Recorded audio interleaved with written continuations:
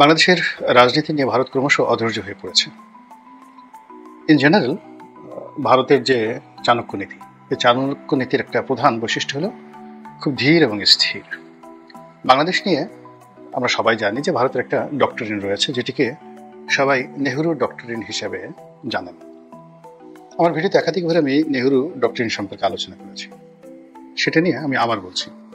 যখন দেশ বিভাগ হলো, অর্থাৎ পাকিস্তান হলো আর ভারত হলো, তো ওই সময়টাতে জানেন যে কতগুলো এলাকাতে ভীষণ রকম দাঙ্গা শুরু হলো, বিশেষ করে কলকাতাতে এবং পাকিস্তানের পাঞ্জাবে। তো এই যে ভয়াবহ দাঙ্গা, সেই দাঙ্গার পরিণতির সম্পর্কে যদি আপনি একটু আন্দাজ করতে চান, তাহলে খুশবন্ত সিং এর একটা বিখ্যাত বই রয়েছে, সেটার নাম হলো ট্রেন টু পাকিস্তান। এটা পড়লে আপনারা বুঝতে পারবেন যে কি পরিমাণ ভয়াবহ দাঙ্গা হয়েছিল। আমাদের বাংলাদেশেও কিন্তু দাঙ্গা হয়েছিল, তবে সব এলাকাতে নয়, নোয়াখালীতেও। এবং সেই দাঙ্গার পর, মানে এটা এতটা সিরিয়াস ভারতের কাছে ছিল যে সেই দাঙ্গার পর 1946 সালে মহাত্মা গান্ধী তিনি নোয়াখালীতে এসেছিলেন এবং সেখানে একটা আশ্রম তিনি তৈরি করেছিলেন। এবং বলা হয়ে থাকে যে বাঙালিরা তার প্রতি এতটা বিরক্ত ছিল যে সেই আশ্রম থেকে সেই তার ছাগল বাঙালিরা নিয়ে গিয়েছিল, এরকম কথাবার্তা হচ্ছে। তো এনিওয়ে, তো এই যে নানা রকম যে দ্বন্দ্ব ফ্যাসাদ, দাঙ্গা হাঙ্গামা, এত কিছুর মধ্যেই বাংলাদেশ এবং পাকিস্তান, পূর্ববঙ্গ এবং পশ্চিমবঙ্গ নাম নিয়ে আলাদা একটা রাষ্ট্র হলো, আর ভারত একটা আলাদা রাষ্ট্র হলো। এখানে প্রথম গভর্নর জেনারেল হিসেবে মোহাম্মদ আলী জিন্নাহ আসলেন এবং তার অধীন একটা সংসদীয় গণতন্ত্র টাইপের একটা কিছু হওয়ার চেষ্টা হলো পাকিস্তানে। আর অন্যদিকে ভারতে প্রথম দিন থেকে সেখানে পার্লামেন্টারি ফর্ম অফ গভর্নমেন্ট এখন যেটা চলছে এভাবে চালু হলো, এবং সেই পার্লামেন্টারি ফর্ম অফ গভর্নমেন্টের প্রধান হলেন পণ্ডিত জওহরলাল নেহরু। তো ওই সময়টাতে সেই 1947, 48, 49 এই 3টি বছর ভারতের জন্য সবচেয়ে বড় সমস্যা ছিল মাইগ্রেশন। বহু সংখ্যক মানুষ ভারত ছেড়ে পাকিস্তানে আসছিল, মুসলমানরা। এর কারণ হলো ভারতের অর্থনীতি তখন ভালো ছিল না, আর বাংলাদেশ থেকে, পাকিস্তান থেকে কিছু সংখ্যক হিন্দুরা ভারত যাচ্ছিল এবং তারা বলতে গেলে বাধ্য হয়ে যাচ্ছিল। এর কারণ পূর্ববঙ্গ এবং পশ্চিম পাকিস্তান, এই উভয় অঞ্চলের যে আর্থসামাজিক প্রেক্ষাপট, এটা হিন্দুদের ফেভারে ছিল। কিন্তু সেই হিন্দু জমিদারি প্রথা উঠে যাওয়া এবং পাকিস্তান রাষ্ট্রের মধ্যে হঠাৎ করে উগ্র মৌলবাদ মাথা ছাড়াতে উঠছে, এই ভয়ে অনেক হিন্দু দেশ ছেড়ে দেখা গেল ভারতে চলে যাচ্ছিল।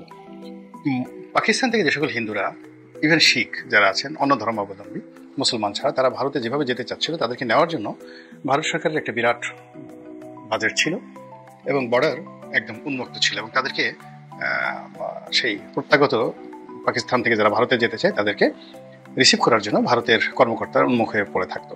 তো সেই দিক থেকে পূর্ব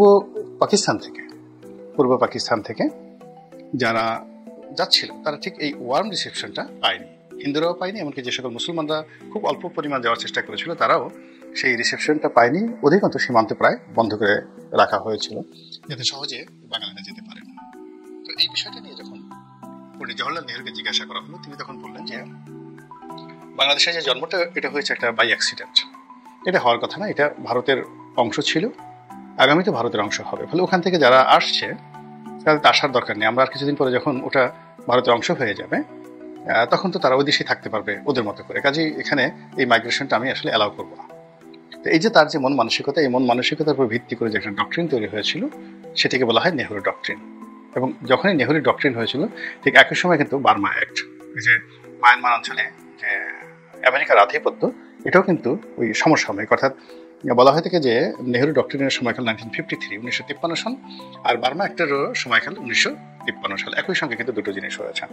তো সেই বার্মা অ্যাক্ট যেভাবে এখন এই 2025 সনে এসে আমাদের গলার কাটা হয়ে দেখা দিয়েছে, আমাদের স্বাধীনতার সার্বভৌমত্ব নিয়ে টানাটানি শুরু হয়েছে, একইভাবে নেহরু ডক্ট্রিন বাস্তবায়ন করার জন্য ভারত কিন্তু এই সময়টিকে সবচেয়ে তারা মোক্ষম এবং উল্লেখযোগ্য সময় হিসেবে মনে করছে।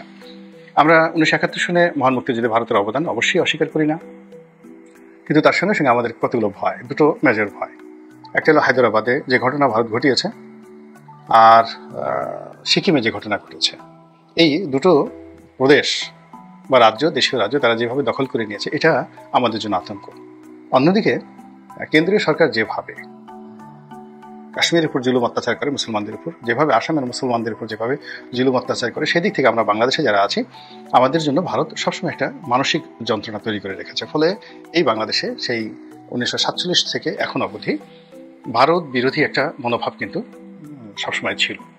আর অন্যদিকে যারাই ভারতের পক্ষে দাঁড়ানোর চেষ্টা করেছেন বা যাকে বলা হয় ভারতের তাবেদার হওয়ার চেষ্টা করেছেন, ভারত বন্ধু হওয়ার চেষ্টা করেছেন, আমাদের দেশের সাধারণ মানুষ তাদেরকে কখনোই স্বাভাবিকভাবে গ্রহণ করেনি। তো এনিওয়ে, সেই কাগজ কলমের যে কথা, সেই কথার বাইরে যেটি হলো যে যেহেতু আমরা একটা ল্যান্ড লক কান্ট্রি, আমাদের সমুদ্র আছে, কিন্তু সমুদ্রের মহিষাপান পাড়ি দিলেই যে জলভূমি, সেই জলভূমির উপর ভারতীয় নৌবাহিনীর এক ছত্র আধিপত্য। ভারত যদি আমাদের কর্ণফুলীর মোহনায় যে মহিষাপান রয়েছে তার একটু অদূরে তাদের নৌবাহিনী মোতায়েন করে, তাহলে আমরা একটু নড়তে পারবো না।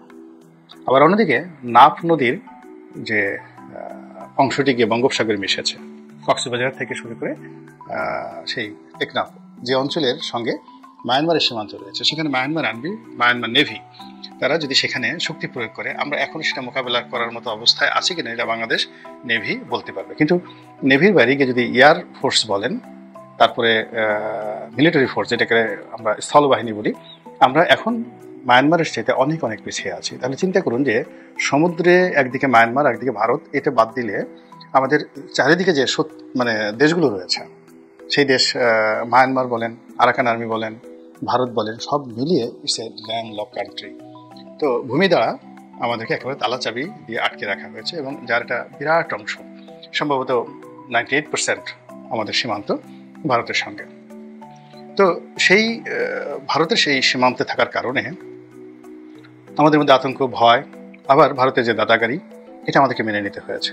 যারা এই রাষ্ট্র ক্ষমতায় এসেছেন কিংবা আমাদের সেনাবাহিনী যারা আছেন, তারা খুব ভালো করে জানেন যে আমাদের সঙ্গে যদি ভারতের মানে কন্ট্রাডিকশন অ্যান্ড কনফ্লিক্ট হয় মিলিটারি পয়েন্ট অফ ভিউ, আমরা কতক্ষণ টিকে থাকতে পারবো।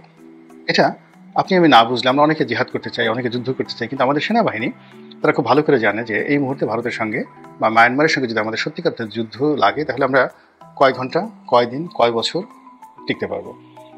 মধ্যপ্রাচ্যে হামাস যে কাজটা করছে বা হামাস যেভাবে পারছে, আমাদের এই ধরনের যুদ্ধের ইতিহাস, হামাসের এই যুদ্ধের ইতিহাস অন্ততপক্ষে 6-7 হাজার বছর আগের, মানে বংশগতভাবে জেনেটিকভাবে তাদের মধ্যে সেই যুদ্ধের অভ্যাস আছে।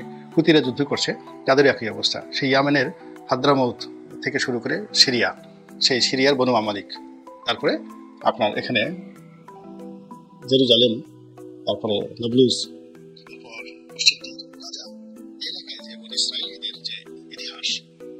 আর যে ইতিহাস, সেমিটিক ইতিহাস, সেই ইতিহাসের সঙ্গে যদি আপনি বাংলাদেশের দ্রাবিড় সভ্যতার ইতিহাস বর্ণনা করেন, তাহলে দেখবেন যে আমরা আসলে যুদ্ধ কখনো করিনি। মূলত বিভিন্ন যে সকল যোদ্ধা জাতি তারা যখনই আসছে, আমরা একেবারে দ্বিধার আসছে আত্মসমর্পণ করেছি।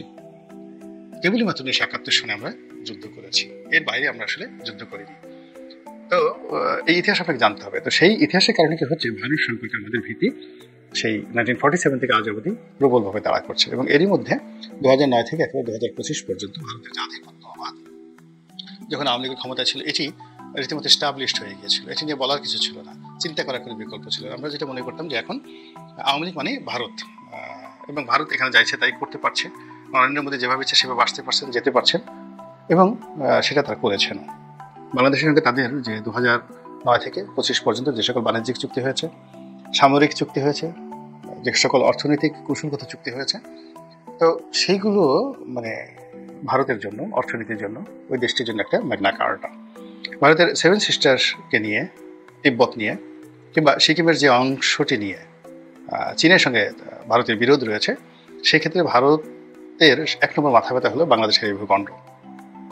এবং এখানে বার্মা অ্যাক্ট হোক কিংবা আরাকান আর্মি সেই মিয়ানমারে তারা ক্ষমতা দখল করুক, অথবা মিয়ানমারের জান্তা সরকার, সামরিক সরকার যেভাবে আছে, তারা যেভাবে ক্ষমতায় সেভাবেই থাকুক, তাতে করে এই যে বাংলাদেশের সম্পর্কে তাদের যে আতঙ্ক, ভারতের আতঙ্ক, দিল্লির আতঙ্ক এক চুলও কমেনি।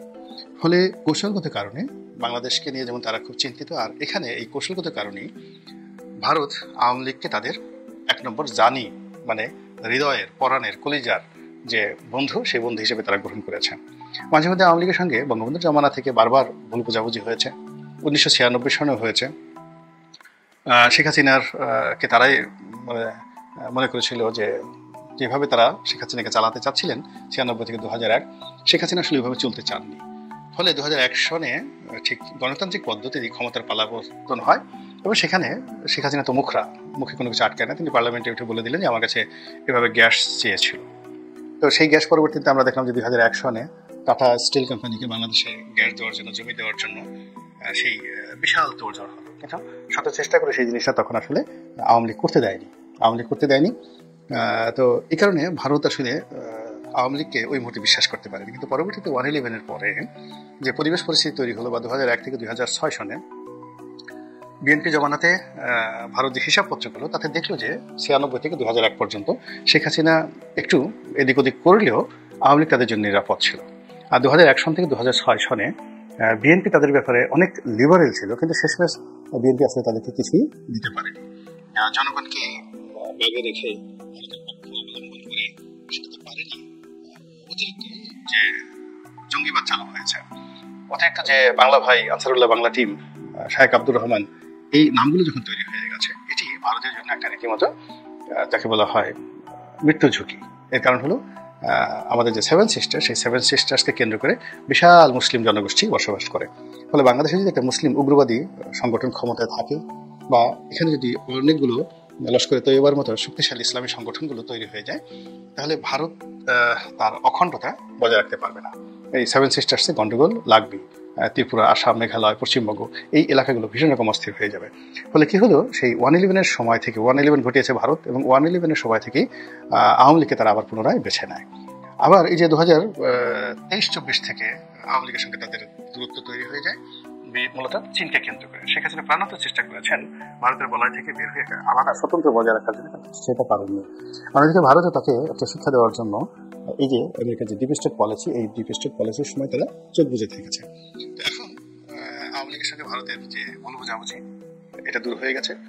ভারতও বুঝতে পেরেছে, আওয়ামী লীগ বুঝতে পেরেছে। এখন সেটা বাংলাদেশের পক্ষ বিপক্ষ সেটা আলাদা বিষয়, কিন্তু তাদের মধ্যে যে এখন সম্পর্কটা, সেই সম্পর্কটা অনেকটা যাকে বলে হরিহর আত্মার মতো হয়ে গেছে। অন্যদিকে বাংলাদেশে এখন নির্বাচন খুব কাছাকাছি চলে আসছে, ফেব্রুয়ারি মাসে নির্বাচন চলে আসছে, নির্বাচনের জোয়ার বইছে, এবং কোনোভাবে যদি নির্বাচন হয় এখানে বিএনপি শক্তিশালী দল হিসেবে সরকার গঠনের সম্ভাবনা খুব প্রবল। আর এখানে জামাত এই গত 14 মাসে এতটা শক্তিমত্তা অর্জন করে ফেলেছে যে বিএনপি যদি জয়লাভ করেও সেই সরকার কতদিন টিকবে এটা বলা যাচ্ছে না, কিন্তু বাংলাদেশের রাজনীতিতে জামাতের প্রভাব একেবারে জ্যামিতিক হারে বাড়তে থাকবে। এবং 6 মাস পরে, 1 বছর পরে, অর্থাৎ নির্বাচনের 6 মাস বা 1 বছর পরে যদি আবার বিএনপি সরকারের পতন হয় এবং জামাত যদি একটা ইসলামী বিপ্লব ঘটিয়ে ফেলে এবং তারা যদি আবার রাষ্ট্র ক্ষমতা আসে, এটা ভারতের জন্য একটা জাস্ট লাইক এটা দ্বিতীয় আফগানিস্তান হয়ে যাবে। এবং ভারতের জন্য মানে এতটা বিব্রতকর যে ভারতের বড় বড় নেতাদেরকে এসে জামাতের আমিরের পায়ের কাছে এসে বসে থাকতে হবে। এবং এটা যে বিএনপিকে ক্ষমতা আসার পর দ্বিতীয় বিপ্লব হবে, নট লাইক দ্যাট, এই বিপ্লবটা এখনো হওয়ার সম্ভাবনা দেখা দিয়েছে। এটাই হলো ভারতের যে সকল থিঙ্ক ট্যাঙ্ক রয়েছেন, পত্রপত্রিকা রয়েছে, গোয়েন্দা সংস্থা রয়েছে। তো গোয়েন্দা রিপোর্ট আমরা জানি না, কিন্তু ভারতের পত্রপত্রিকা, মিডিয়া, ইউটিউব, সোশ্যাল যে সকল মিডিয়া রয়েছে সেখানে যে সকল আলাপ আলোচনা হচ্ছে, এভাবেই আসলে ভারত বাংলাদেশকে চিত্রিত করার চেষ্টা করছে, যেখানে একটি দক্ষিণপন্থী গ্রুপের দ্রুত উত্থান হচ্ছে এবং এই উত্থানটা, তাদের উত্থানটা আগে হবে, তারা রাষ্ট্র ক্ষমতা আগে দখল করবে না বিএনপি ভোটে বিজয়ী হয়ে রাষ্ট্র ক্ষমতা লাভ করবে, এই বিষয়টি 50-50 এখনো পর্যন্ত বলা যাচ্ছে না। আমরা বাংলাদেশে বসে অনেক কিছু আমরা যেভাবে দেখি, আসলে বিশ্ব মিডিয়া বা বিশ্বের যে কূটনৈতিক সূত্রগুলো তারা অন্যভাবে দেখে। তো সেই দিক থেকে যদি বিএনপি ক্ষমতায় আসে, সেটাও ভারতের জন্য একটা বিরাট সমস্যা, বিকজ বিএনপির সঙ্গে এখনো পর্যন্ত তাদের কূটনৈতিক লেভেলে কোনো সমঝোতা হয়নি। বিএনপি ক্ষমতা আসার পর হয়তো একটা সমঝোতার চেষ্টা হবে, কিন্তু সেটা যে ফলপ্রসূ হবে নট লাইক দ্যাট। অন্যদিকে জামাত বা অন্যান্য যে সকল ইসলামপন্থী তাদের সঙ্গে হয়তো সম্পর্ক আছে, কিন্তু এই সম্পর্কটি দিল্লি আসলে হজম করতে পারবে না, কোনো অবস্থাতে হজম করতে পারবে না। ফলে কি হলো, দিল্লি এবং ভারতের যে সকল মানে ডিপ স্টেট ক্রিয়ানক তৈরি করার যে মেশিনারিজগুলো রয়েছে অন্যান্য দেশে, তো সেটা এখন বাংলাদেশের উপর একেবারে তাদের সর্বোচ্চ শক্তি নিয়োগ করেছে। এবং খুব দ্রুত তারা জানে যে বাংলাদেশে একটা রাজনৈতিক পট পরিবর্তন অবশ্যম্ভাবী। তো সেক্ষেত্রে যেন ভারতের স্বার্থ সংশ্লিষ্ট যে বিষয়গুলো সেগুলো যেন প্রাধান্য পায়, তার জন্য ভারত এখন বলতে গেলে কোমরে গামছা বেঁধে বা উঠে পড়ে লেগেছে। আর এতে করে কার কপাল পড়বে আর কার কপালে রাষ্ট্রীকে দেখা দেবে, এটা বোধহয় আমার বলার দরকার নেই, আপনারা ইতিমধ্যে সেটা বুঝতে পেরেছেন এবং তার কিছু নমুনা রাজপথে, প্রশাসনে, রাষ্ট্র ব্যবস্থায়, রাজনীতিতে আপনারা ইতিমধ্যে